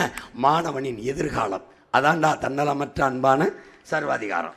இந்த பாரு, மாணவன் என்ன நினைப்பா? ஐயோ அந்த வாத்தியார் வீட்டு பாடம் கொடுப்பாப்ல. இதான் அந்த ஆசிரியரின் கண்டிப்பு என்பதே தன்னலமற்ற அன்பான சர்வாதிகாரம். ஏன்னா ஆசிரியர் இங்கே பாரு, அவன் செதுக்கினதுனால தான் இன்னைக்கு உலகத்தில் மாபெரும் பேரறிஞர்கள் வந்திருக்கான். அவன் செதுக்கினதுனால. அலெக்சாண்டர் சொல்றானடா, என்னை பெற்று இந்த உலகத்திற்கு கொடுத்தது வேணா என் தாய் தந்தையராக இருக்கலாம், ஆனால் அலெக்சாண்டர் யாருன்னு உலகத்துக்கு காட்டியவன் என்னுடைய ஆசிரியன் அரிஸ்டாட்டில்ங்கிறானடா. அந்த ஆசிரியனுடைய கண்டிப்பு இருக்குல்ல, அவனுடைய அணுகுமுறை இருக்குல்ல, அதுக்கு பேர் தன்னலமற்ற அன்பான சர்வாதிகாரம். இது யார் பாரு, இது எனக்கே நடந்தது. தெருவில் விளையாடிக்கிட்டு இருப்போம் சின்ன குழந்தையா இருக்கும்போது. எனக்கு நடந்தது. எங்கள் அம்மா அப்படி போகும்போது, ஐயா பசியோடு இருக்காதையா, ஏறு பொழுது மயக்கம் வந்துடும், சாப்பிட்டு போய் விளையாடியா. சரிம்மா. அப்புறம் விளையாடிட்டு திருப்பி வந்து, ஐயா சொல்கிறேன்னு கேளியா, போய் சாப்பிட்டு வந்துடுறியா. இந்த மாதிரி விளையாடிட்டு இருப்போம். அம்மா சொல்லும் சாப்பிட்டு போய் விளையாடுப்பா. விளையாட மாட்டோம், விளையாடிட்டே இருப்போம். அப்போ ரொம்ப நேரங்கள் திருப்பி வந்து, உனக்கு அறிவில்லை, எத்தனை தடவை சொல்கிறது, ஏண்டா சாப்பிட்டு வந்து விளையாட கேட்க மாட்டா, எவாடா. அப்போ அம்மாவை பார்க்கும்போது மயன், ஏன் அம்மா அப்படி நடந்துக்கிறது, சர்வாதிகாரம் மாதிரி நடந்துக்கிறது அப்படின்னு. ஆனால் மகனின் பார்வையில் தாய் சர்வாதிகாரி. தாயின் பேரன்பு தான் தன்னலமற்ற அன்பான சர்வாதிகாரம். அதில் யார் இருக்கு? இந்த தாயே சாப்பிட்டா சாப்பிடு, சாப்பிடலைன்னா போ, எப்படியா போ அப்படின்னா பிள்ளையா இருக்குமா பேயா இருக்குமான்னு பார்த்துக்க. இந்த தாயின் பேரன்பில் தான் ஒரு மகன் ஆகச் சிறந்த மனிதனாக உருவாகிறான், வளர்கிறான். ஆசிரியரின் கண்டிப்பும் தாயின் வளர்ப்பும் தான் ஒரு மகனை மனிதனாக மாற்றுகிறது. அதுக்கு பேர் தாண்டா தன்னலமற்ற அன்பான சர்வாதிகாரம். விளங்கிடுச்சு? ஓ மகன் உன் மகள் பீஸா பர்கரு அது இது கோக்கு அந்த கிரில்டு சிக்கன் இது மாதிரி ஜங்க் ஃபுட்டா சாப்பிட்டால் நீ அனுமதிப்பாய் என்றால் அன்பான சர்வாதிகாரம்னா உனக்கு புரியாது. அனுமதிக்க மாட்டேன், தடை செய்வேன். நம் பாரம்பரிய உணவை இதை சாப்பிடியா, தோசை இருக்குது, இட்லி இருக்குது, இடியப்பம் இருக்குது, இந்த இருக்குது, இந்த காய்கறி சாப்பிடு, இது சாப்பிடுப்பா என்று சொல்வேன். என்று சொன்னால் பால்குடி முட்டைக்குடி என்று ஊட்டமான உணவை கொடுத்து வளர்ப்பேன், அந்த ஜங்க் ஃபுட்டை தடுப்பேன் என்று நீ சொன்னால் நீ என்னோட கருத்தில் உடன்படுகிறாய். நீ தாயின் பேரன்புக்கு வந்து விட்டாய், தன்னலமற்ற அன்பான சர்வாதிகாரத்துக்கு வந்து விட்டாய். இல்லை அவன் பீசாதிங்கிறான், பறக்கிறதுங்கிறான், என்னத்தை தின்னு செத்து போகிறான் அப்படின்னா நீ கொடுங்கோலன். யாரு நீ? அப்பனா இருக்கவே லாய்க்கல, அவன் நீ கொடுங்கோன்மை. ஒரு ஆசிரியர் வந்து படித்தா படி, படிக்கலைன்னா போ, எனக்கு மாசமான சம்பளம். இப்படி இருந்தால் எப்படி இருக்கு? இதை ஏற்கிறியா? நீ ஏற்றாலும் ஏற்ப, காசு போட்டு போட்டவன் தான் நீ. இங்கே பாரு, இது எனக்கே நடந்தது. எனக்கு நடந்தது தான் சொல்கிறேன். இந்த அம்மா கையை கட்டுது, எங்கள் அம்மா விளக்கமாக எடுத்துகிட்டு வந்துட்டாங்க. எத்தனை தடவை சொன்னது, ஏண்டா சாப்பிட்டு போய் விளாட மாட்டேன், காதை பிடிச்சி திருத்திரு வந்துட்டு போய் போய் சாப்பிடலாம் அப்படின்னு வீட்டை விட்டு வெளியில் வந்த கொண்டு போயிருவேன் அப்படின்னு. அப்போ என்னை பார்க்கும்போது எங்கள் அம்மாவை பிடிக்கல, 2-3 நாள் பேசலை. இப்போனா என் தாய் வச்சிருந்த பேரன்பை நான் புரிஞ்சுக்கிறேன். பிள்ளை பசியில் இருக்கக்கூடாதுன்னு நினச்ச பேரன்பை புரிஞ்சுக்கிறேன். அப்போ அந்த வயசில் எனக்கு தெரியல. இதுதான் தாயின் பேரன்பு. இந்த படிக்காத பிள்ளைய படிக்க வைக்கிறது. இந்த அணைக்கிறா பார்த்தியா, இந்த அணைச்சிக்கிறா பாரு, இதுக்கு பேர் தான் தன்னலமற்ற அன்பான சர்வாதிகாரம். தன்னலமற்ற அன்பான சர்வாதிகாரம் என்பது என் அன்பு பெற்றோர்களே, என் அருமை உடன் பிறந்தார்களே, தாயின் பேரன்பு. தாயின் பேரன்பான ஆட்சி முறையைத்தான் உங்கள் மகன் இந்த மண்ணிலே நிகழ்த்துவேன் என்கிறேன். இந்தா ஊற்றா பாருங்க. இதான் இந்த அன்புக்கு பேர் தான் தன்னலமற்ற அன்பான சர்வாதிகாரம், தாயின் பேரன்பு. இப்போ இன்னும் ஒரு உதாரணம், இந்த குழந்தை இருக்கு பாருங்க. இந்த குழந்தை மருத்துவமனையில் படுத்திருக்கு, சாக கிடக்குது. மருத்துவர் டாக்டர் கையில் ஊசி இருக்கு. ஊசியை போட்டால் குழந்தை பொழைக்கும், போடும்போது குழந்தைக்கு வலிக்கும். குழந்தைக்கு வலிக்குமேனு வலியை பொருள்படுத்தி ஊசியை போடாமல் போயிட்டா குழந்தை பொழைக்காது. வலியை சற்று நேரம் வலிக்கிற அந்த வலியை பொருள்படுத்தாமல் போட்டால் குழந்தை பொழைக்கும். அப்போ வலியை பார்க்காமல் ஊசியை போட்டு குழந்தையை பொழைக்க வைக்கிற முயற்சி இருக்கு பாரு, அதான்டா தன்னலமற்ற அன்பான சர்வாதிகார ஆட்சி. இப்போ பாரு, போட்டு பாரு. சாக கிடக்கு, பெற்றோர்கள் அழுகிறாங்க, கையில் ஊசி மருந்து இருக்கு, போட்டால் வலிக்கும், போட்டால் பொழைக்கும், போடும்போது வலிக்கும், போட்டால் தான் பொழைக்கும். அப்போ வலியை பொருள்படுத்தாமல் போட்டான் என்ன ஆயிருது, குழந்தை பொழைக்குது. இப்போ இந்த செயலுக்கு பேர் தான், இந்த மருத்துவரின் தன்னலமற்ற சேவைக்கு பேர் தான் தன்னலமற்ற அன்பான சர்வாதிகாரம். இந்த ஆட்சி முறையைத்தான் உங்கள் மகன் இந்த நாட்டில் கொடுப்பேன் என்று சொல்கிறேன். இதற்கு முன்னாடி யார் கொடுத்துருக்கா? இந்த நம்ம தாத்தே. யாரு? நம்ம தாத்தே. வேற எங்கேயும் போகாத, இங்கே பார். இதுக்கு முன்னாடி தமிழ்நாடு நம்ம அரசு இதான் முன்னெடுக்குது. இது என்னமோ காட்டுறேன்னு நினைக்காத, முத்திரையா. தமிழ்நாட்டு அரசு முத்திரை நம்ம ஆட்சிக்கு வரும்போது இப்போ இருக்கிறத எடுத்துடுறோம்.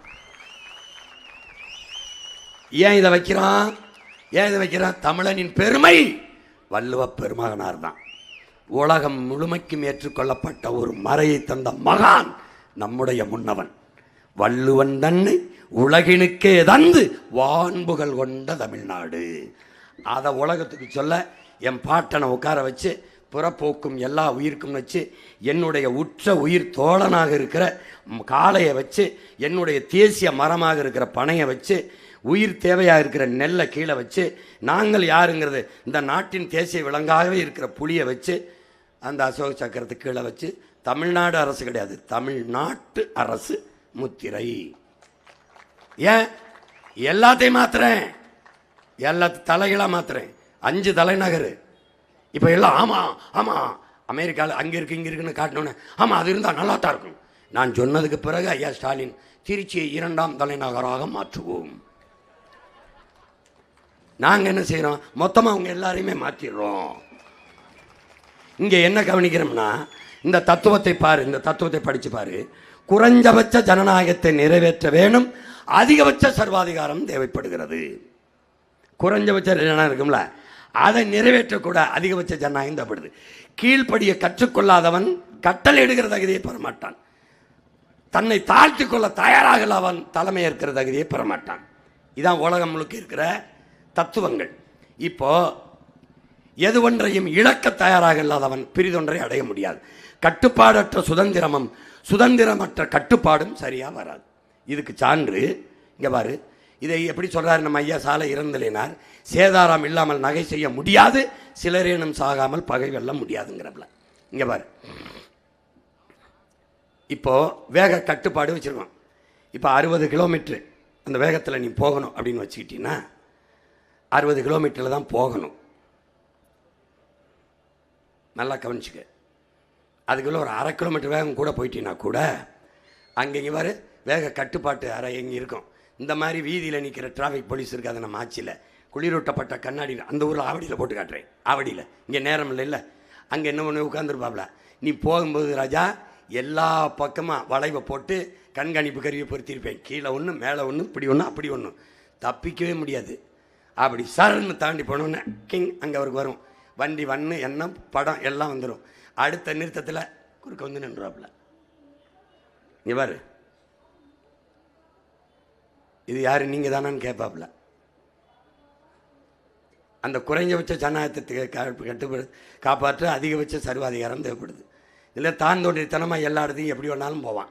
இந்த சர்வாதிகாரம்ங்கிறது எப்படி பாருங்க. இங்கே பாருங்க,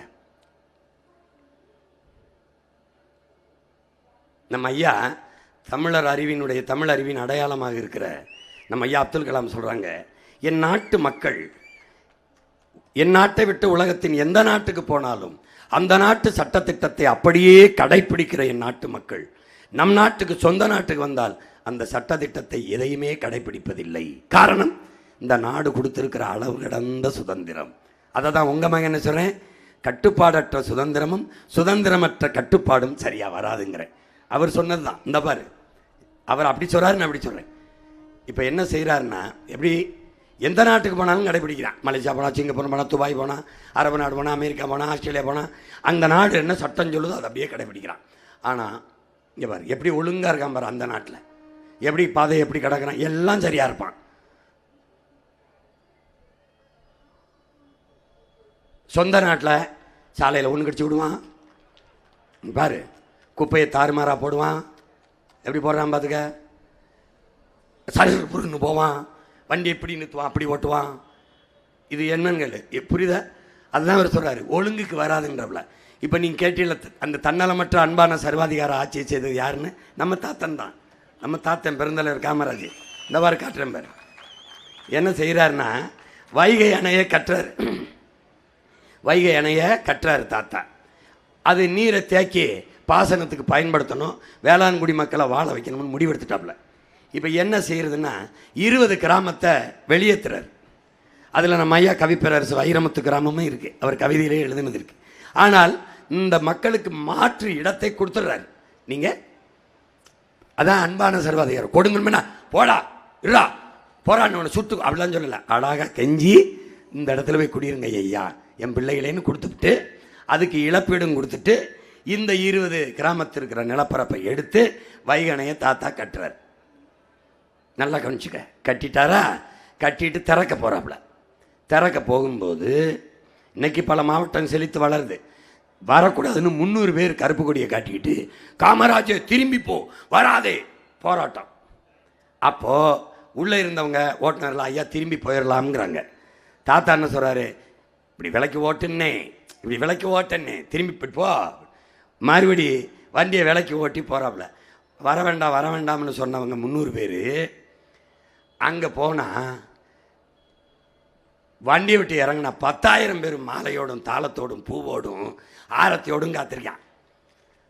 பெருந்தலைவரே வாங்க, எங்கள் தெய்வமே வாங்கன்னு, வாழ வச்ச தெய்வமே வாங்கன்றான். இப்போ இறங்கினவன தாத்தா திரும்பி போகலாம்னு சொன்னவர்கிட்ட கேட்குறாரு, எதை பார்க்க சொல்கிற, எதை பார்க்க சொல்கிற, 300 பேரையா 10,000 பேரையாங்கிறப்பல விளங்குதுன்னு நினைக்கிறேன்.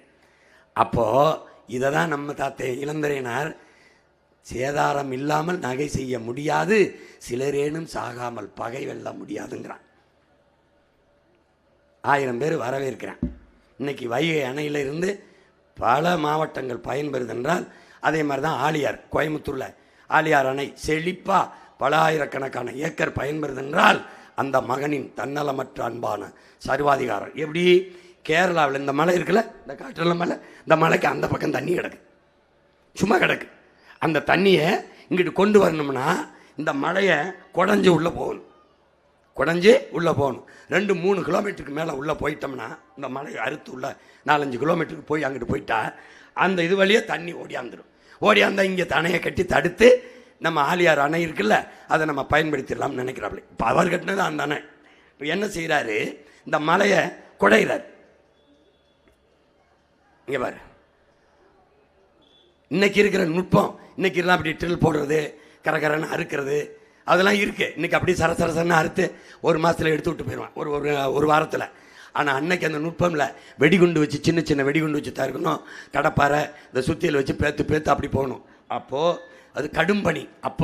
அப்போது அவர் என்ன முடிவெடுக்கிறாரு, இது கடினம்தான் ஆனால் வழி இல்லைன்னு முடிவெடுத்து, உள்ளே போயிட்டு திருப்பி வந்தால் பணம், இல்லைன்னா பணம். இதுதான் நிலைமை. அதை கவலைப்படாமல் குறைஞ்சது ஒரு 200 பேர் 300 பேர் இறந்துருப்பான். அவன் உயிரை கொடுத்து நமக்கு நீரை கொடுத்தான். இந்த மாதிரி தாத்தா இப்படி பண்ணி அந்த மலையை குடஞ்சி போய் அந்த பக்கம் இருக்க தண்ணியை கொண்டு வந்துட்டான்டா. இதாண்டா ஆழியார் அணை. இந்த செயல் தாண்டா தன்னலமற்ற அன்பான சர்வாதிகாரம். அவன் செத்து எத்தனை ஆண்டுகள் ஆயிடுச்சு, இன்னும் அந்த மண் செழிப்பாக இருக்குன்னா நம்ம தாத்தன் கட்டுன அணைடா. அவன் செஞ்ச அந்த செயல்றான். அந்த செயல் தன்னலமற்ற அன்பான சர்வாதிகாரம். அடுத்து பாரு, இவன் யாரு, சீன புரட்சியாளர் மா செத்துங், மாவோன்னு நம்ம சொல்லுவோம்.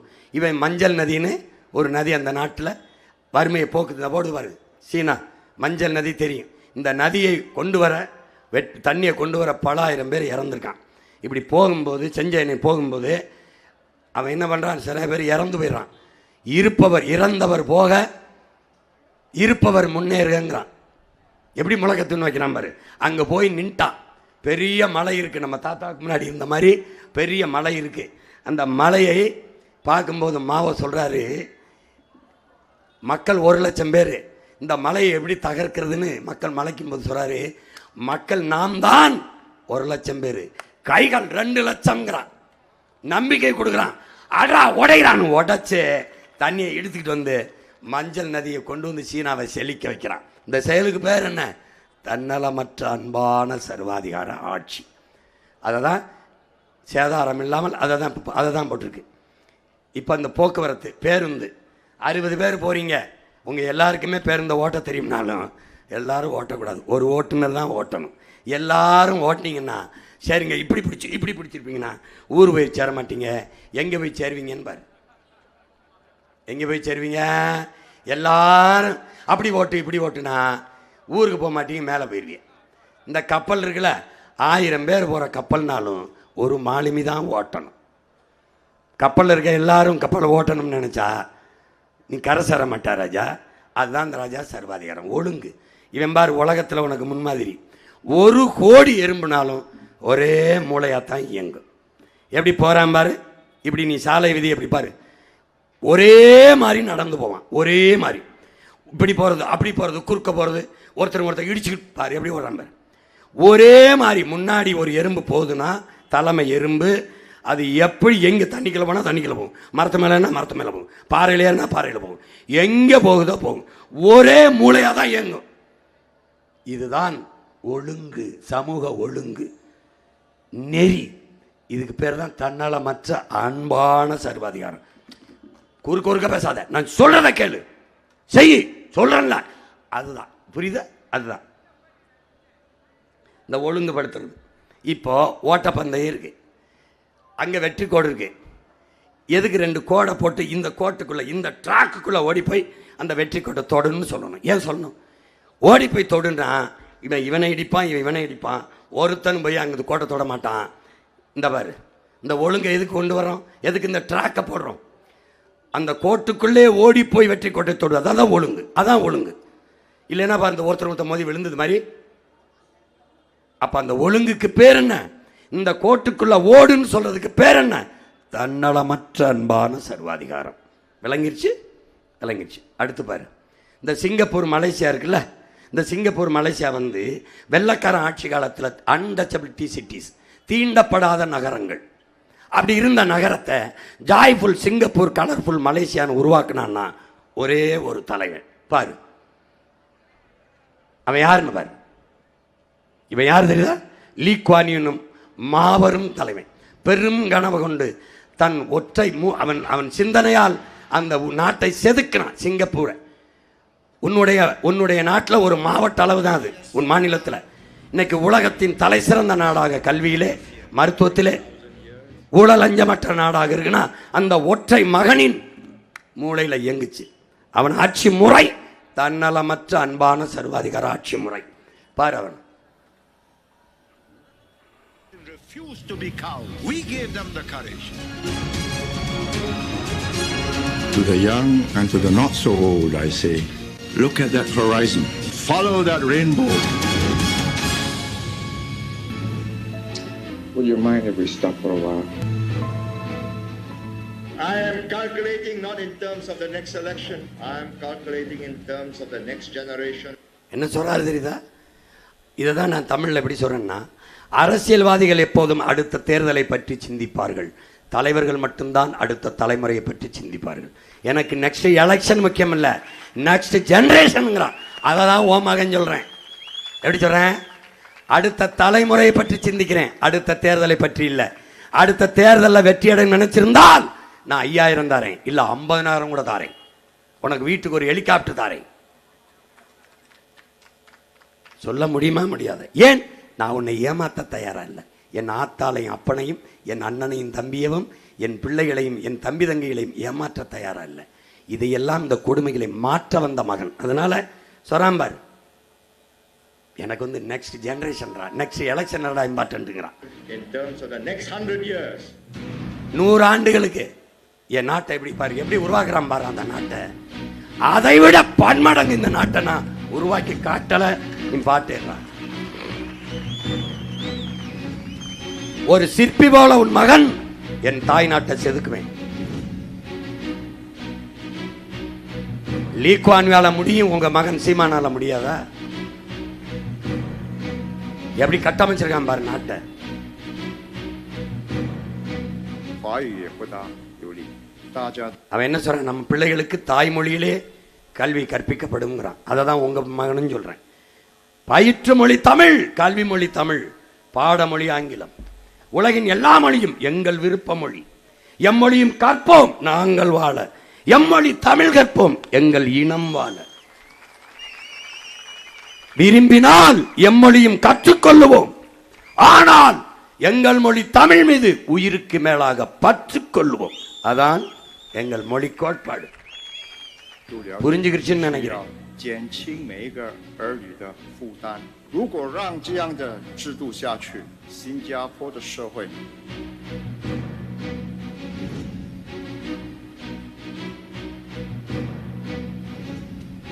எப்படி பாரு, மரத்துக்கு எப்படி வரும்? ஒரு வளம் இல்லை, கடல் தான். ஒரு வளமும் இல்லை, பெரிய நிலமும் இல்லை, கடல் தான். ஆனால் எனக்கு எல்லா வளமும் இருக்கு. எப்படி பச்சையாக்கிட்டார் பாரு.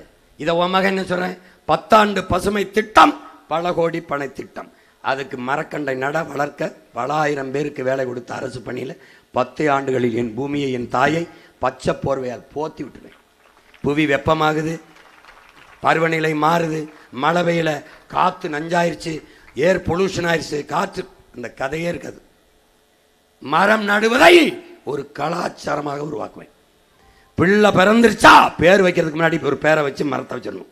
2 வயசா 2 மரம், 3 வயசா 3 மரம், 4 வயசா 4 மரம் நடணும். 1000 மரம் நட்டு விட்டால் சிறந்த தமிழ் தேசிய குடிமகன் விருது. மரணத்தில் அரசு மரியாதை. 100 மரம் நட்டால் ஊக்கத்தொகை, பரிசு தொகை, பாராட்டு. 10 மரக்கன்றுகளை நட்ட மாணவனுக்கு 10 மதிப்பெண்கள், பாராட்டு மதிப்பெண்கள். மாத்திரம் பாரா நாட்டை இந்த பரதேசி பயிலுமா நினைச்சுக்கிட்டியா? மரம் நடுவோம், மழை வருவோம். எங்க நடுவ, எங்க நடுவ பாரு. Oh, stop it. Get para, back என்னை to மாதிரியே work. பேசுவான் பாரு. Restore discipline, then argue your case. Whoever governs Singapore must have that iron in him, or give it up. This is not a game of cards. This is your life and mine. I've spent a whole lifetime building this. இவன் யார் தெரியுதா? இவனை போய் தட்டுனா, இந்த ஃபர்கானோ பாசா இருக்குல்ல, ஃபர்கானோ பாசா, அதை தட்டுனா, சீமான்னு தட்டினா இவர் வந்துடுவாப்புல. டே, அவனுக்கு தெரியுதுடா நான் சொல்கிறத அவன் நிறைவேற்றியிருக்கான்னு. அந்த இப்ராஹிம் சோரே அந்த வலையொலியில் வந்து அந்த நாட்டின் ஆப்பிரிக்காவில் ஃபர்கானோ பாசாவுடைய சீமான் அப்படின்னு போட்டால் இப்ராஹிம் சோரையை காட்டிடும். என் கனவு இருக்குல்ல, என் கனவை ஒரு 35 வயது இராணுவ வீரன் செயல்படுத்திட்டான். அந்த நாட்டை ஆப்பிரிக்காவில் இருந்து அந்த ஃபர்கானோ பாசாங்கிற அவன் தாய் நாட்டடா மாற்றிட்டான். இந்த பாரு எப்படி மாத்திரான் பாருடா. ஏண்டா 35 வயசு பையனால் முடியாது, என் கனவை அவன் நிறைவேற்றிடுறான், என்னால் முடியுமா முடியாதா? பாரு பாரு எப்படி பண்ணுறான் பாரு.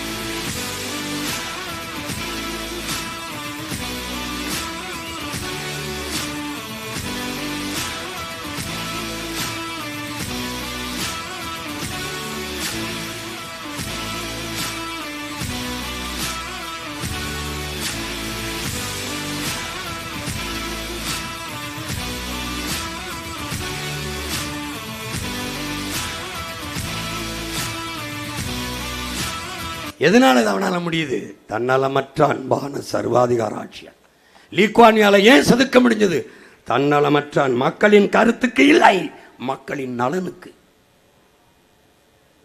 எங்க அப்பா என்ன சொன்னா, சொல்றது கேளியா, படியா, போயா, விளையாடியா.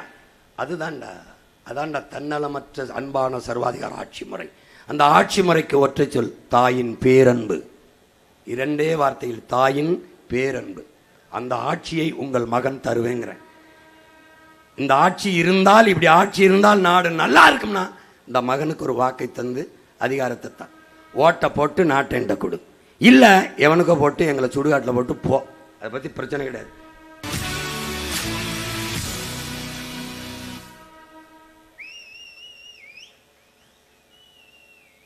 இந்த பாரு, ஒரு முதியவன் ஒரு மோட்டர் பைக்கில் 4 பேர் போகிறது. இங்கே பாரு எப்படி ஒரு தாந்தோண்டித்தனம், கடையில் தெருவில் உட்காந்து குடிக்கிறது. இந்த ஒழுங்கெல்லாம், இந்த ஒழுக்கச்சிதைவெல்லாம் மாற்றி கொண்டு வருவது தாயின் பேரன்பு, தன்னலமற்ற அன்பான சர்வாதிகார ஆட்சி முறை. அதுதான் உங்கள் பிள்ளைகள் எங்களுடைய கனவு. அதை நிறைவேற்ற இந்த ஒரு கால்கள் வழிநடத்தி செல்கிற பிள்ளைகள் அல்ல நாங்கள், எங்கள் கனவு வழிநடத்தி செல்கிற பிள்ளைகள். நல்ல நோக்கத்தை கொண்டிரு, அதுவே உன்னை வழிநடத்தி செல்லுங்கிறான். நான் நல்ல நோக்கத்தை கொண்டிருக்கிறனால தான் அது என்னை வழிநடத்தி செல்லுது. என்ன சொல்லுது? இதில் எவனோடும் கூட்டணிக்கு போயிடாத, நீ தனியாக நில்லு, தனிச்சு நில்லு. செய்கிறதுக்கு என்ன காரணம்? அது சொல்லுது, போயிடாத. அந்த தன்னலமற்ற அன்பான சர்வாதிகார ஆட்சி முறையை இந்த மண்ணில் வழங்கி ஒரு மகத்தான நாடாக என் நாட்டை ஒரு சிற்பி போல செதுக்கி செதுக்கி உருவாக்குவேன் என்கிற உறுதியை என் அன்பு சொந்தங்களுக்கு, என் அருமை பெற்றோர்களுக்கு, என்னிலும் இளைய என் தம்பி தங்கைகளுக்கு கொடுக்கிறேன். நீங்கள் நம்பிக்கையோடு இந்த மகனுக்கு வாக்கு செலுத்துங்கள். இந்த நிலத்தில், இந்த தேர்தல் களத்தில் வரலாறு உங்களுக்கு ஒரு பெருவாய்ப்பை தந்திருக்கிறது, மாற்றத்தை நிகழ்த்தக்கூடிய வாய்ப்பை.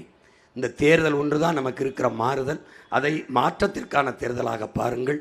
இந்த களத்தில் போட்டியிடுகிற இதே இந்த திருவள்ளூரிலே போட்டியிடுகிற என் அன்பு தம்பி செந்தில்குமார் MBA வழக்கறிஞர் அவர்களுக்கு விவசாய சின்னத்திலே வாக்கு செலுத்தி வெற்றி பெற செய்யுங்கள். அடுத்ததாக என்னுடைய அன்பு தங்கை பூந்தமல்லியில் போட்டியிடுகிற வழக்கறிஞர் மேகலா அவர்களுக்கு நீங்கள் விவசாய சின்னத்திலே வாக்கு செலுத்தி வெற்றி பெற செய்யுங்கள். அடுத்ததாக பொன்னேரி தொகுதியிலே போட்டியிடுகிற என் அன்பிற்கினிய தங்கை பொறியாளர் ராஜாத்தி அவர்களுக்கு வாக்கு செலுத்தி விவசாய சின்னத்தில் வெற்றி பெற செய்யுங்கள். அடுத்து மதுராவயல் சட்டமன்ற தொகுதியிலே போட்டியிடுகிற என் அன்பு தங்கை ரேவதி அவர்களுக்கு வாக்கு செலுத்தி விவசாய சின்னத்தில் வெற்றி பெற செய்யுங்கள். திருத்தணி தொகுதியிலே போட்டியிடுகிற ஆறுயிர் தம்பி சந்திரன் அவர்களுக்கு விவசாய சின்னத்திலே வாக்கு செலுத்தி வெற்றியிடுங்கள். அடுத்ததாக கும்மிடிப்பூண்டி தொகுதியிலே போட்டியிடுகிற என் அன்பு இளவல் வழக்குரைஞர் இரா ஸ்ரீதரன் அவர்களுக்கு விவசாய சின்னத்திலே வாக்கு செலுத்தி வெற்றி பெற செய்யுங்கள். அடுத்ததாக காஞ்சிபுரம் சட்டமன்ற தொகுதியிலே போட்டியிடுகிற கியாபை நம்முடைய முத்தமிழ் பேரறிஞர், முத்தமிழ் காவலர் தாத்தா கியாபை விஸ்வநாதனுடைய அன்பு பேத்தி வெற்றி செல்வி அவர்களுக்கு விவசாய சின்னத்திலே வாக்கு செலுத்தி வெற்றி பெற செய்யுங்கள். எங்களின் வெற்றி உங்களின் வெற்றி, உங்கள் பிள்ளைகளின் அதிகாரம் நம் மக்களுக்கான அதிகாரம். நீங்கள் செலுத்தும் ஒவ்வொரு வாக்கும் மொழி காக்கும், இனம் காக்கும், மண் காக்கும், மானம் காக்கும், மக்களின் நலன் காக்கும், வருங்கால தலைமுறை பிள்ளைகளின் வாழ்க்கையை பாதுகாக்கும். என் அன்பு சொந்தங்களே, விவசாய சின்னத்திற்கு வாக்களிப்போம், வருங்கால தலைமுறைக்கு வாழ்வளிப்போம் என்கிற உறுதியை ஏற்போம். புரட்சி எப்போதும் வெல்லும். உங்கள் பிள்ளைகள் எங்களின் வெற்றி அதை சொல்லும். இலக்கு ஒன்றுதான், இனத்தின் விடுதலை. இனம் ஒன்றாவோம், இலக்கை வென்றாவோம். தமிழ் தாய் வாழ்க, தலைவர் பிரபாகரன் வாழ்க, நாம் தமிழர்.